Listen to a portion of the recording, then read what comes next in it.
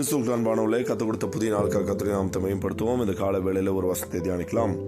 ரோமர் 11:36 இப்படியாக சொல்கிறது, சகலமும் அவராலும் அவர் மூலமாயும் அவருக்காகவும் இருக்கிறது, அவருக்கே என்னென்றைக்கும் மகிமை உண்டாவதாக ஆமென் என்று சொல்லி. ஆம் பிரியமானவர்களே, இந்த உலகத்திலே இந்த சத்தியத்தின் மூலமாக ஆண்டு சொல்கிற ஒரு முக்கியமான காரியம், சகலமும் இந்த உலகத்தில் காணப்படுகிற மனுஷனானாலும் சரி, மனுஷியானாலும் சரி, பறவைகளானாலும் சரி, மிருகங்களானாலும் சரி, இந்த உலகத்தில் வானங்களும் அலலுயா இந்த பூமியில் உள்ள சகல காரியங்களுமே அவராலும் அவர் மூலமாயும் அவருக்காகவும் உருவாக்கப்பட்டிருக்கிறது, அவருக்காகவும் தான் இருக்கிறது என்று சொல்லி வேதவசனம் தெளிவாக சொல்கிறது. அது மாத்திரமல்ல, கொலோசியர் ஆண்டு சொல்லும்போது அவருக்குள் சகலமும் சிருஷ்டிக்கப்பட்டது, பரலோகத்தில் உள்ளவைகளும் பூலோகத்தில் உள்ளவைகளும் காணப்படுகிறவர்களும் காணப்படாதவைகளும் சகல வஸ்துக்களானாலும் சிங்காசனங்களானாலும் கர்த்தத்துவங்களானாலும் துரைத்தனங்களானாலும் அதிகாரங்களானாலும் சகலமும் அவரை கொண்டும் அவருக்கென்றும் சிருஷ்டிக்கப்பட்டது, அவருக்கென்று சிருஷ்டிக்கப்பட்டது என்று சொல்லப்பட்டிருக்கு. அதனால நீங்களும் நானும் உருவாக்கப்பட்ட நோக்கமே அவருக்கென்று என்பதை நாம் புரிந்து கொள்ள வேண்டும். நம்முடைய வாழ்க்கை முறை அப்படியாக மாறணும். ஆனால் நாம் வாழ்வது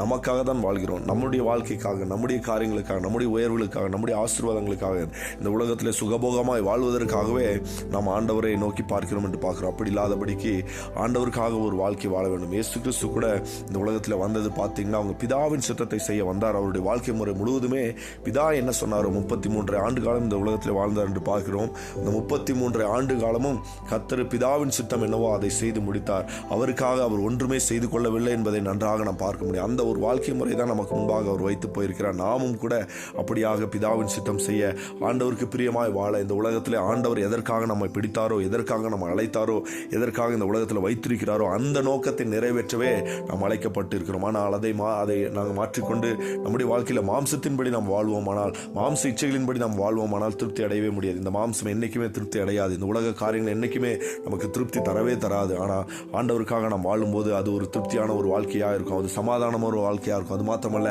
அது அர்த்தமுள்ள ஒரு வாழ்க்கையாக மாறும். அதனால பிதாவின் சித்தம் என்ன ஆண்டவர்கிட்ட கேட்போம். ஆண்டவரே, இந்த கால வேளையில் உங்களுடைய சித்தம் என்ன ஆண்டவரே, எதற்காக இந்த உலகத்தில் வாழ்ந்து வந்திருக்க ஆண்டவரே, உங்களுடைய சித்தத்தை நிறைவேற்ற என்ன ஒப்பு கொடுக்கிறேன்னு சொல்லும்போது ஆண்டவர் உண்மையாகவே அவருடைய சித்தத்தை நம்முடைய வாழ்க்கையில் வெளிப்படுத்துவார். என்னுடைய வாழ்க்கையில் வெளிப்படுத்தின தேவன் உங்களுடைய வாழ்க்கையிலும் அவருடைய சித்தத்தை வெளிப்படுத்தி அவருக்கு சாட்சியை வாழ உதவி செய்வார். அது மாத்திரமல்ல, வேலை வரும்போது அலலுயா அவருடைய சமூகத்திலே அலலுயா நம்ம அந்த ஆண்டவர் எப்படி எடுத்துக்கொள்ளப்பட்டாரோ அதே போல நாமும் எடுத்துக்கொள்ளப்பட்ட ஆண்டவர் ஆண்டவரோடு கூட நித்தியமாய் வாழ நம்ம அழைக்கப்படுவோம். அதனால இந்த கால வேளையில நாமே ஒப்பு கொடுப்போம். அவருக்கென்று நம்மை வாழ நம்மை மாற்றிக்கொள்வோம். கர்த்தர் தாமே இந்த வார்த்தையை கொண்டு நம்மை ஆசீர்வதிப்பாராக. ஆமென். Praise the Lord.